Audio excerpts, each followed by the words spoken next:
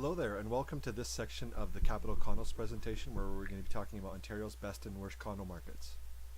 A bit about myself: my name is Randy McDonald. I'm the president of Heresy Condo Marketing. We're specialists in investor-focused condo email marketing solutions. We've done over 40, been involved in over 40 pre-construction Ontario condo projects since 2008. Published over 900 real estate articles online. Website's heresyemail.com.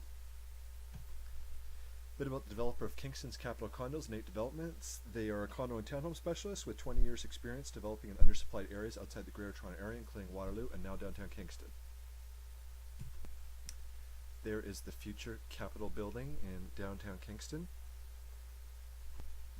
So there are, overall to the Capitol presentation, there are 5 separate videos. You're watching the third one, Ontario's best and worst condo markets. First is on maximizing condo investment profitability. The second is on Ontario's undersupplied condo markets, part 1 being on Waterloo, part 2 on downtown Kingston. Part 4 is financial analysis for the Capital Condos, and part 5 is accelerate your condo portfolio's growth with refinancing. I recommend watching the first one, the third one, the one you're watching now, and the 5th one for just general best practices with condo investing, and for specifically on information on the Capital, you definitely, and innate developments, you definitely want to watch both parts of section 2 on Waterloo and downtown Kingston, and also the financial analysis for the Capital Condos, section 4. Let's dive in and talk about Ontario's best and worst condo markets. Okay, so there are 4 key ingredients for buying right with real estate, for investment property, for minimizing your loss and maximizing your long-term return on investment. There's an old saying in real estate that you don't make money when you sell real estate, you make it when you buy. So buying right is really important, and the 4 key ingredients are the following. You want to have the lowest purchase price, you want to have the emerging property market, constant monthly revenue, and maximum monthly income. So in this presentation, I'm going to delve into the first 2. So starting with lowest purchase price. So it's the old stock market adage, buy low, sell high. It's actually the first rule of stock market investing, and it's but it's much less known in that you should be doing it in real estate, and you should, and you'll see why in this presentation. Second, you want to be investing what's known as an emerging property market. So just to give you a sense of how real estate markets work, there's basically 4 phases in all real estate markets, whether it's by city or by neighborhood. Okay, an area starts off in its early phase, its early market, and then it goes into an emerging market, and then it becomes an established market, and then it becomes a mature market, in that order. Okay, so the best, you can see ratings there, those numbers, on a scale of 1 to 10, 10 being the best. Emerging market ranges from an 8 to a 10. It's the best of the 4. Okay, so this presentation is going to get into what is an emerging market and being able to understand it in relation to the other market phases.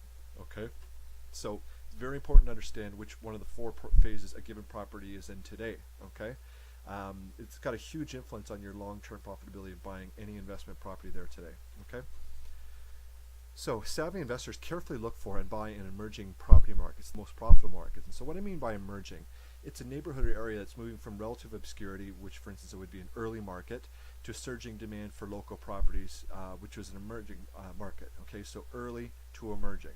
Okay, so an emerging property markets are imbalanced supply and demand markets with clear, measurable proof that current property demand is considerably greater than current property supply for at least one type of property, for instance condos. Okay, so emerging property markets will gradually become the next phase, which is established property markets in the coming years, becoming more balanced as property supply grows toward meeting property demand. Example being new condo projects started, with consequently less profit for investors than emerging markets. So the next phase is, as established property markets become more and more supplied through time, they become mature property markets in the coming years, once again becoming imbalanced as property supply grows beyond property demand. So there's more inventory than demand. So with mature markets, investor profits decrease, and they're less than with established markets. In fact, it's the phase that has the least profit of all 4. Okay. So properly timing your condo investments by buying in emerging property markets before they become established or mature markets is very important for maximizing long-term return on investment. So just to put it in simple terms, the rule of thumb with real estate investing is the earlier you buy, the less you pay, the more you get, and the more you'll likely earn long-term. Okay, that's a simple way of summing it up. So you can get more info on the 4 types of condo markets in the Maximizing Condo Investment Profitability video But for here, what we're going to do is kind of illustrate these concepts by doing an analysis of a neighborhood in Toronto, specifically Toronto West waterfront area, which is known as the Humber Bay Shores. Okay, so this is a map of the overall Toronto West waterfront. So I've got here some color coding to indicate what the different market phases have been in this area over time. Okay, so where you see my cursor right now in this sort of mossy kind of green area, that was this Humber Bay Shores area when it was in the earliest phase, when it was in the early market. Okay, and then the green area is where you basically see the area becoming into an emerging market, this light green area. Okay, and then the green area, the dark green where my cursor is right now, that is when the area was more becoming a established market, okay, and to a mature market. And then this area here, yellow and dark yellow or pale yellow, this is more of the mature market phase in this area.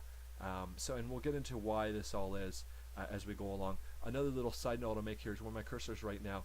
This is an area, and I've color coded it the same as the one over here, and this sort of mossy green color, because it represents an emerging market present day. And so we'll get into what that is. That's an area called Stonegate. That's just a little bit to the north of the Humber Bay Shores community.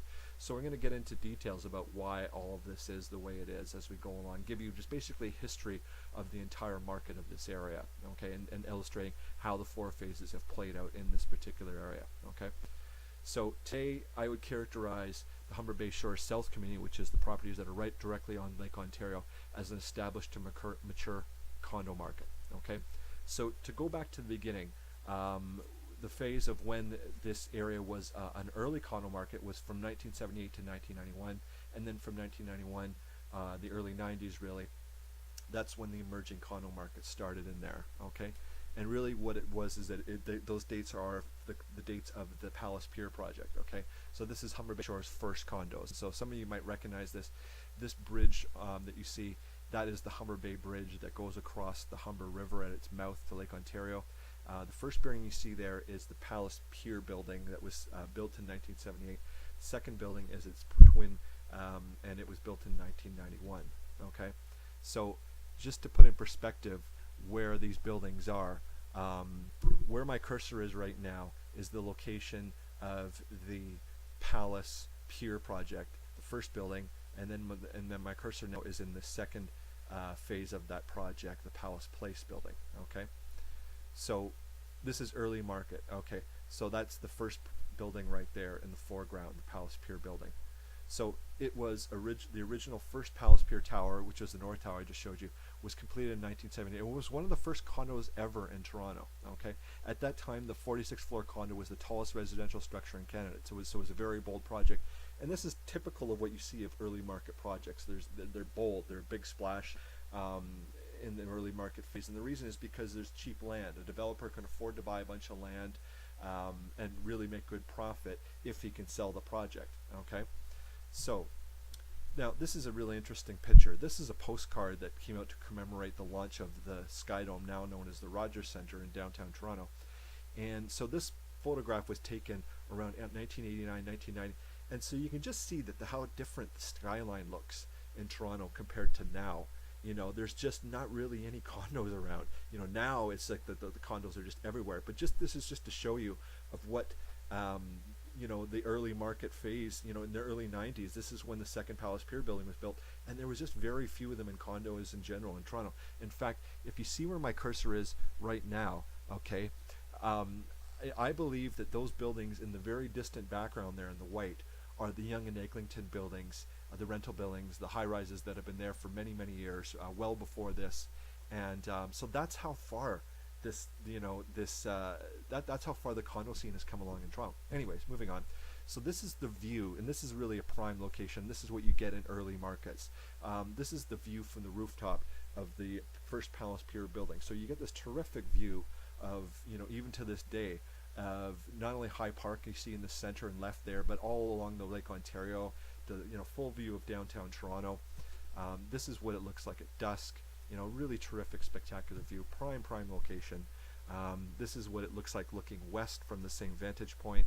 One thing you notice is that buildings start to crop up in its wake along the waterfront there. So again, this is what it looks like looking west at sunset. You know, you get terrific views on waterfronts as far as sunsets go. Sunrises, there it is at night, the moon, you know, really something. So now let's talk about this, how it moved into the market, the emerging market phase, the second phase. Okay, so Palace Place is the second building, which is the one that you see on the left there. Okay, so that one was built in the second Palace Place tower. The South Tower was completed in 1991, 13 years after Palace Pier. And so that was when the emerging market phase for Humber Bay Shores South began, then in the early 90s with advent of this building. 13 years. So, and really what it was is that this is at the time was still the best and the most land. So on a clear day, both Palace Piers buildings, residents still have unobstructed views across the lake and may see the mist rising from Niagara Falls as well as the Niagara Escarpment. Okay, so really, really great view. So the reason I mention this, I'll just mention in passing here, is that where the Palace Place building was in 1991 when the Humber Bay Shores was first entering its emerging market phase, this is where the Capital Condo in downtown Kingston is today. Both are in emerging markets, and you'll understand this as we go along. Like the Palace Place building, the Capital has a terrific view of the waterfront, Kingston Harbor, and so forth. So this is what the Palace buildings look like very early on. So this is what things look like in the early to us, really kind of more in the the emerging market phase. Okay, so you can see that things are just getting underway, that where my cursor is here, all this land was undeveloped. Okay, there was really not much there at the time, and this is just when the first building, so this is really when you would have wanted to invest in the area. This would have been the best time for profitability to invest in the area. There's not that many buildings, and so the price would have been relatively cheap getting in. Okay, so and then here you see, just compare the two. This building where my cursor is right now is called Newport Beach. Okay, and so you can see my cursor is at where Newport Beach is, so you can see it's starting to crop up. But it took a long time for this to happen. Okay, by this time, it really, like where my cursor is right now, I can think back to like about 4 or 5 years ago. So early 2010, say, that's what this area still looked like. So it took a long time to come all this way. If you just think that the first Palace Place building was in 1978, it took literally from 1978 to 2010. That's how long it took. So 1980, 1990, so 22 years really to just get this many condos. Okay, so it took quite a bit of time for this area to sort of come along. But what you start to see, as you'll see soon, is that as markets move into the more of the established to mature phase, is that the area picks up and accelerates in its development pace, and you'll see that come up soon. Okay, how that plays out in this area. Okay, so keep in mind that this area is all just vacant land up until about 5 years ago, and up until about 2010. Okay, so moving along. So I'm just going to give you a sense of what investing in this area would have done if you had done that. And here's some numbers. Okay, so this is the Palace Place building, and what we're looking at here in these charts is the resale prices for this building for both 1998, 2005, and 2016. Okay, so comparing apples to apples in this building, this is what you come down with for the Palace Place building, these exact units. Okay, so if you had invested bought after the fact, this is not even at launch, but this is later. Okay, so back in 1998, the resale prices for this, you can see, for instance, this unit here at 182,400. There's what the same unit is in 2005, and there's what it is in 2016. So you can see that in that 18-year period, the property almost doubled in value. Okay, now the thing is that what's interesting is that this is the percentage growth in those 18 years, but you can see how much of a difference between different units in the same building. How much, there's like about a 32% difference in the highest and lowest. Okay, and that's really because of the location within the building. It's not just the location in the general area, but also location in the building. One of the things real estate agents rightly stresses the importance of buying early in a building because you get the best price plus the best selection, and then that's when it's mostly likely going to translate into long-term returns. But what they don't talk as much about is buying in the right building. Okay, so that's what you're going to see here is more of insight into how to buy into the right building as well at the right time. Okay, so just to give you a sense of buying early, how much more desirable of a property you get. So what you're seeing here is a close-up of now this light green area here is all of the property for the Palace Place building. Okay, so I'm just going to remove my cursor there. Okay, move it and just show that. Okay, so you see that it's quite a big piece of property. Right where my cursor is right now is where the tennis court is. So this entire area in light green is a Palace Place building or property. Okay, now if you look over here where my cursor is, this sort of mossy green area, there's 5 separate buildings on that one little spot there. Okay, and so you can see 5 buildings are crammed in to one spot that is actually a smaller amount of area than one single building that was bought early on. Okay, so that just gives you an example of buying early, how much more you get for your buck. Okay, so what I'm going to do is do a bit of analysis of showing how much better the Palace Place building appreciated compared to these other buildings. So I'm going to compare several buildings here based on this map. Okay, so I'm going to compare the Palace Place building. I'm going to compare a building called Newport Beach, C and D, the Grenadier Landing, and the Waterford. Okay, so going back here, this is Newport Beach, so building C and D, okay, that we have numbers for. We're going to be looking also at B and A, which is here. So this block right here, okay, and you can see it. It's this mossy green area right here, okay. And then the other one we're looking at is this building L, okay. So all of these would have been among the earliest buildings, okay.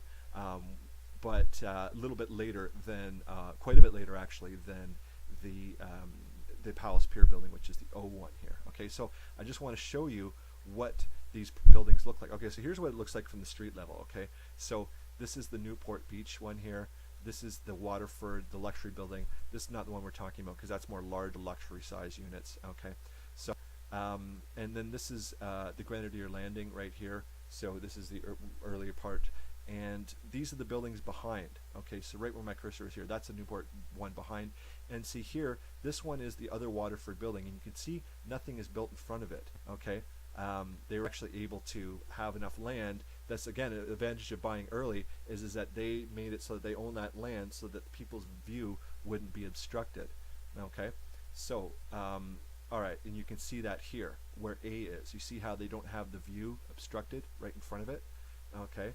And so it's just, the thing is that earlier the better, more land and so forth. So this is an analysis of these different projects compared to a profitability. So what you're looking at here is comparing the price increase from 2005 to 2016 for resale properties. Okay, and so what you find is that when you break it all down in this far right column here is that the Palace Place building outperformed in terms of price appreciation these other projects by a significant margin, especially if you're comparing it to the Waterford, almost double the amount of price appreciation for that phase. So you can understand, again, when you buy in early, you're getting the most land, you're getting the most big, and it just appreciates more of a value, not only because you got in cheaper, but you got more for your money. Okay, so again, taking a look at this, there's the prices again. How much are they appreciated? Okay, so really, again, in terms of market conditioning, 1991's then new Palace Place building to the Toronto West waterfront is really equivalent of capital, and you'll see that more in the capital presentation on downtown Kingston, where we're talking about the supply and demand in downtown Kingston, the property market. So let's talk about a little bit more about today what the Humber Bay Shore South community looks like in terms of it being today now an established to mature condo market, well beyond the early and emerging phase that I just discussed. Okay, so now this is what the area looks like in the past few years. This is what it's starting to look like. So you can see many more condos have cropped up. This is where Newport Beach is, right where my cursor is, and that was the extent of the development when I showed it in the merging phase. But now you see that there's a bunch more condos right beside it here, right beyond, going westbound. Okay, not only do you see that there's more, but there's they're taller buildings, there's bigger projects. Okay, and so this is where the market was really getting into the established phase, when when it's sort of mainstream and it's picking up momentum. Okay, now this is what it looks like present day. This is a picture taken in May 2016 to show you that this area is right full to the end. Okay, so now this is what we're looking at for this area, where all of that area that had previously been open, which is this area right here, okay, this where my cursor is, that was all open as of 5 years ago and undeveloped. Now it looks like this, and just 6 years later. Okay, so this area has definitely picked up pace. Okay, and so for instance, that project there, Eau de Soleil, this is the biggest project height-wise in the entire Humber Bay Shore South area. It's 2 buildings, each of them are 63 stories, 750 units total, and so this is what it actually will look like when it's all said and done. Okay, really huge, big buildings, and just filling in the entire area. Okay, so now let's talk about the next door neighbors of it. This is really kind of the Humber Bay Shores North area. And this is what I would definitely characterize today as a mature condo market. Okay. So to give you a sense of where I'm talking about, it's this whole quadrant right here, this yellow, bright yellow, pale yellow, and then this gray area that's undeveloped currently. Okay, that's the Humber Bay Shores North area. All right, now here it is closer. What you see, okay, so I can just alternate between the two. Again, this is what it looks like. That gray area is undeveloped, so we have my cursors right now. This is all undeveloped land. Most likely will be more residential if that's what goes there. I can't see it being commercial because it's too isolated. It's not near enough anything, and it remains to be seen, though. It's difficult to say if it will even be developed. So I want to focus on a particular building in the mature market here to give you a sense of what it would be, the difference between, I showed the earlier example of what it was like to invest if you invested in Palace Place in the early merging market phase, and this is what it would be like investing if you had bought when Key West launched. So this is the view today of this community. This is the Humber Bay Shores North area. Okay, now you can see it's a whole real jumble of condos. They're all very close together. Here's a bit closer of a view. Where my cursor is right here, this is the Key West building as of May 2015. Okay, so it wasn't quite finished, and there's 3 buildings there to the left of it, which are actually south. Okay, and so this is a view looking north. Okay, so if you're standing right on Lakeshore at Park Lawn and your view looking north, where my cursor is here, this is where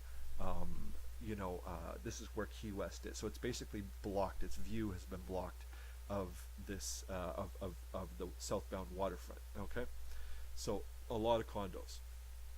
So Key West, just a bit of a history. It launched in spring of 2012. I remember it because I remember the tent that they had, and there was 421 units.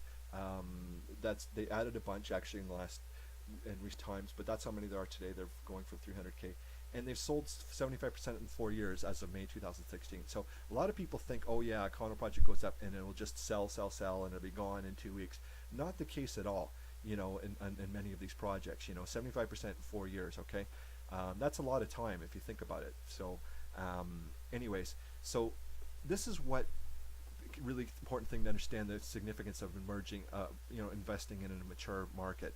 Okay, what happened is that this is what the view looked like when Key West launched back in 2012. Okay, it basically had an unrestricted view. This is what, if you had just gone directly south, this is what the view looked like. Okay, so the Key West location there would have had an unimpeded view across the waterfront and into downtown Toronto. So if you had bought it and then, okay, you would have basically said, hey, great, looks like I've got a waterfront view, and view of downtown Toronto, terrific, right?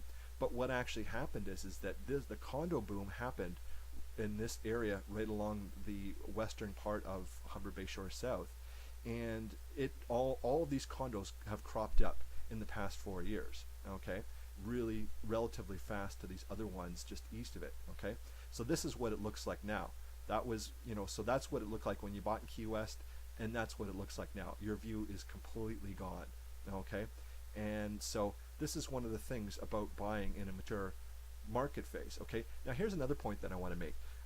Now, and the importance of buying in the right building in an area too. Okay, so where my cursor is right now is there's a couple of buildings right here. There's actually two right here. Okay, so if you had bought in just one building south of Key West, what the significance of this would have been that you would have had a view that would have could not have been blocked by other buildings. Okay, so the view directly south of here is the view of this is the view of the waterfront, and this is all conservation land. This is all protected land. So your view, unlike Key West, could not be blocked by the by the advent of new buildings. Okay, so just think of how much better, more desirable it is because of that. It's one of these little things that can make a big difference. In just one building over, you've got a much better view. And so so again, this is the perils of buying in a mature market when condos are cropping up like crazy, and the area changes rapidly, and it's sort of like a bit of a rat race at that point. So and then here is right directly beside Key West lot. This is taken in May 2016. This is another condo that's coming up directly beside it. Okay, so there's 321 units. It's going to be built here. And here's a bit of a bigger picture. So you can see the Key West is the building on the left. To the right is the South Beach building, and it's going to be right there. So this is going to be more appealing to investors. If anyone's thinking of investing in Key West, that's not going to happen. It'd be more appealing with this one because this is early market. The price is going to be lower. Okay, and it's pre-construction. So investors are going to look at it and say, hey, you know what? I could park my money for 2 to 5 years here. And if the price is lower than Key West, then great, because I get in early, plus I get 2 to 5 years of appreciation, right? So there's all these new projects. Every square inch of the land gets used and built higher and higher and higher. And so again, it becomes a crowded marketplace, and returns just go down for investors. Okay. Now let's talk about a different market. Okay, so let's talk about the Stonegate. This is what I characterize as an early condo market. Okay, so again, here's our map of the Toronto waterfront area, and so where you see my cursor right here now is the Stonegate area. Okay, so it's just a bit north of the Humber Bay Shores community, and so where you see in red there is a new master plan community that has been launched. 3 different buildings, 500 unit total in this neighborhood. Okay, so this is formerly a shopping plaza that was torn down, and this is the project that is going there. Now, this is where you can see how much of a big of a piece of land. That's where it's all gone now. Okay, it hasn't been extracted yet. So where you see this color now is that the place where my cursor is right now, the brighter green, that is all residential homes. And then this other area here is all old rental buildings. Okay, that is the Stonegate area. That is just all that is rental buildings, old 1950s rental buildings. Okay, so I characterize this as an early condo market. The first project in this area that I'm mentioning is called Backyard Neighborhood Condos. It's at 150 Barry Road. Okay, so Backyard Condos is a 500 unit master plan community priced from the mid 250s currently in May 2016. So it's built on a relatively large amount of land, just as the first Palace Pier building was built on a large amount of land when Humber Bay Shores was also an early condo market in 1978. So that's again a common denominator of early condo markets. They're built on large pieces of land because the land is relatively cheap at the time in the early market phase. Okay, so here's what the backyard model looks like, and so again, you're going to sort of retro. You're getting a situation where it isn't just every square inch is used for high rises. You've got a bit more freedom there. The land is more, just more of it for the residents, and not the huge high rises. Okay, so that's the first building there. It's only a low rise building there, and so it's there's a bit more room to breathe. And so now here's something interesting about the Stonegate neighborhood. Okay, so Stonegate's numerous rental buildings are are a major long-term barrier to entry for both new residential and new commercial projects in the neighborhood. Okay, now I talked about this before, that a long-term barrier to entry is a significant thing in terms of the supply and demand in the market. If you've got things that are blocking new buildings from coming into the area, then it can be really good for if you invest in a project in there. It restricts the supply. The demand goes high, that means the price goes up. Okay, so this would be, so in this situation, this long-term barrier, this would be a positive for investors if the Stonegate already had desirable amenities, or the amenities could readily be built in the area, but neither is the case with Stonegate. Okay, so typical of early market property markets, the Stonegate has very few amenities. Okay, its walk score project is only a 33 out of 100. Okay, so walk score is a website. You can go to walkscore.com, and it is basically tells you at any given address in North America what the walkability of that area in terms of its amenities, and gives it a ranking from 0 to the 100. Okay, so this property failed miserably. Okay, there's plenty of places in Toronto that have 90s, high 90s, and so anyways, that just tells you something right there. So this area again is totally dominated by dozens of old Stonegate rental buildings dating back to the 1950s. They're owned by a whole bunch of different property management companies, several large ones. So it's a barrier to entry, because even if the building owners want to sell their building to a condo developer, they cannot just evict all the building tenants in this area. Okay, it's a ton of like working class buildings. So they're all rental buildings are built. They're all built prior to 1991, and so that means they're subject to government rent control. Anything built after 1991 isn't subject to government rent control, and that means that there's a rental increase guideline. They can only raise the rent so much each year. So tenants don't have to leave. They can't just say, oh, you're out of here, we want to build a new building. And so these people stay for decades. So many Stonegate residents, they're on limited fixed incomes, they're long-term government benefits, they're on welfare, they're on long-term disability of some sort, or they're on pensions, and because the rent is cheap in the area. So therefore people have very little disposable income, so they don't want to move because they'll have to pay current market prices, and therefore much higher rent elsewhere. Okay, so again, this is, I talked about this in another presentation. This is the one of the facets of buying too early, is that you're in an undesirable location, and like Stonegate, it's a rundown neighborhood. There's old buildings, many of them are very unattractive looking, and so here's the thing with Stonegate. So regardless of having little of the developable land in Stonegate, retail developments are not likely to crop up in the area anytime soon and improve that walk score, even if the backyard project sells fast. And the reason is because it's a working class, low-income neighborhood, and it's long made Stonegate unappealing to most retailers. There just has never been much in the area for that reason, right? So these three small, now in the area there's three small townhome projects. They're all 10 to 30 units each. They're small, but there's nothing remotely close to this 500 unit complex. Okay, so this is a big splash. So so these developers, so many of Stonegate's rental building owners, some of them are very large companies on par with condo developers that would certainly have the money to develop on the land. So they'll be watching this backyard neighborhood sales projects closely over time for a proof of concept for this first Stonegate condo project. They're going to want to see what happens to it. So their big question is, will the Stonegate property market bear backyards 500 condo units? If so, how well? And it really all depends on how fast units sell. Okay, so 500 units. If they sell quickly enough, sold quickly enough, that's enough to spark Stonegate's condo projects, further Stonegate condo projects in its wake. And so if and when this starts happening, this is when the Stonegate neighborhood becomes an emerging market. When you start to see the second and the third and the fourth and the fifth project, that's when it's breaking out and starting to get momentum.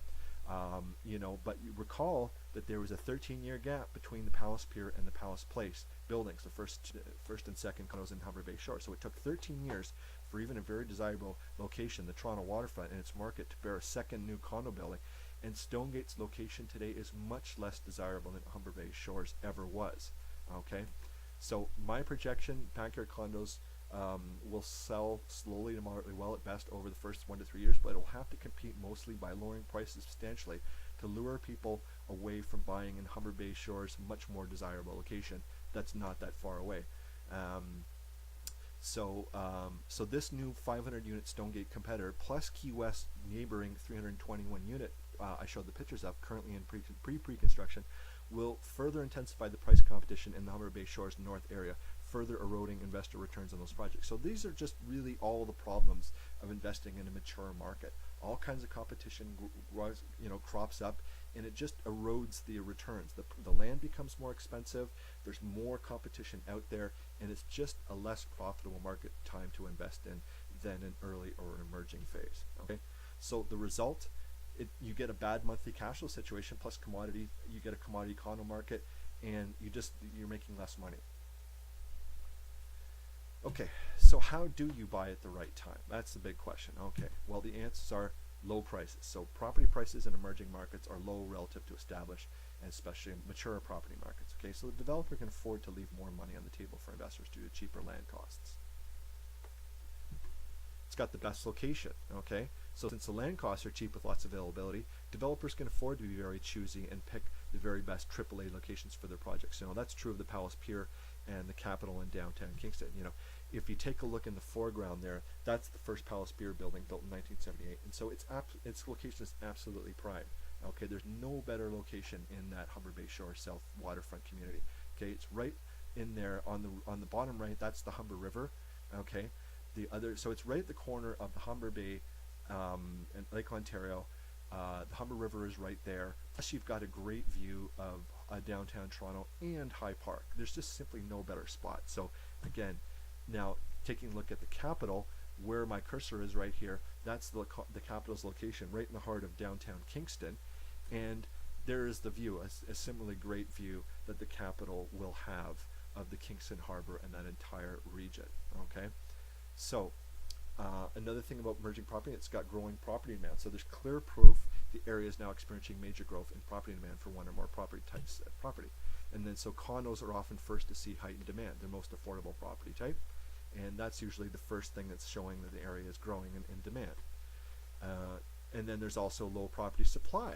Okay, there's not many players in the game early on. Okay, so just as important as growing property demand, this factor is typically overlooked by the average investor. Okay, it's very difficult to see without doing a detailed market analysis such as you're showing here. So banks require developers actually to provide proof of market feasibility for their projects before approving financing. Okay, so what you want to do is seek transparent developers. Find sales managers. If you're interested in the project, talk to them, see how much they know about the area. Do they live in the area? Big points if they do, because they can give you some major perspective. Sometimes sales manager and projects will live nowhere near the area and never have, and they're just basically brought in to work the project and are very out of touch with what's going on. Okay, and so you also want to look at areas with property supply restrictions. So best emerging markets are where property shortage will remain long-term or permanently due to barriers to entry for new properties. This is where the supply is restricted, and so this can be very important, because when supply is restricted and yet demand is going up, that's when prices of the existing inventory goes up. And I'm going to give you two examples. Toronto West waterfronts protected conservation areas. Okay, so here again is our Humber Bay Shores community. Now, if you are buying in here, in this white-yellow area here, those two buildings that I showed you earlier, there's a barrier, property supplies restriction, in that all the property south of here is all conservation land and park area, and therefore is great because it's not going to block your view.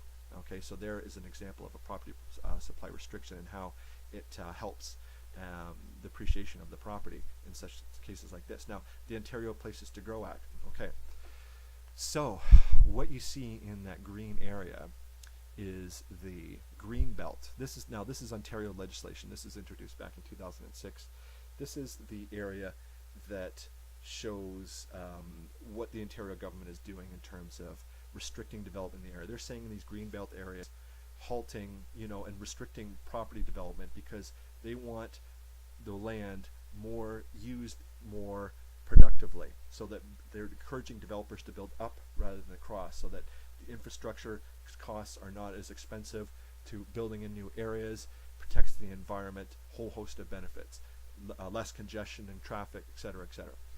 So now, to sum this all up, Kingston's Capital Condos meets all four of these investment criteria that I mentioned earlier, okay, which are these four. Now I'm going to just briefly talk about how it does for each one. Okay, so lowest purchase price. So Capital's prices start at $239,900. That's $50,000 to $100,000, even $150,000 less than downtown Toronto currently is. Okay, so you're getting in early with a low price. Emerging property market. So the condo rental vacancy rate in downtown Kingston is currently a very low 0.3%. That's from CMHC, proving the area is very undersupplied relative to demand. Plus, Capital's prime AAA location with a 98 out of 100 walk score today. So this makes it, certainly appealing. Unlike Stonegate, for instance, it only has a 33 out of 100. Okay. Constant monthly revenue. Okay, so Nate Developments offers investors a turnkey, hands-off investment with a guaranteed tenant for their condo, the guaranteed monthly rate for the first year, plus all property management and universities furnishings selected, delivered, and installed. So really a turnkey investment. Okay. And fourth, maximum one to think of. So because of the low price and the high rental demand, a 0.3% vacancy rate in downtown Kingston, the capital is a much better positive monthly cash flow situation than typical Toronto GTA condos. You're just earning more money from your rental revenue than you are with other projects for a number of reasons. One of them being the much lesser condo fees. Okay, so you can get the Kingston market details in the video Ontario's undersupplied condo markets, where we're focusing on how the supply and demand situation is working in downtown Kingston. Okay, if you want more information than that on the ROI for the capital, you want to check out this video as well, the financial analysis for the capital condos. Okay, so if you're interested in additional information, you want to reach out to me, you have any questions, feel free. My number is right there, my email. Feel free to shoot me an email. And that's everything. Thanks for watching.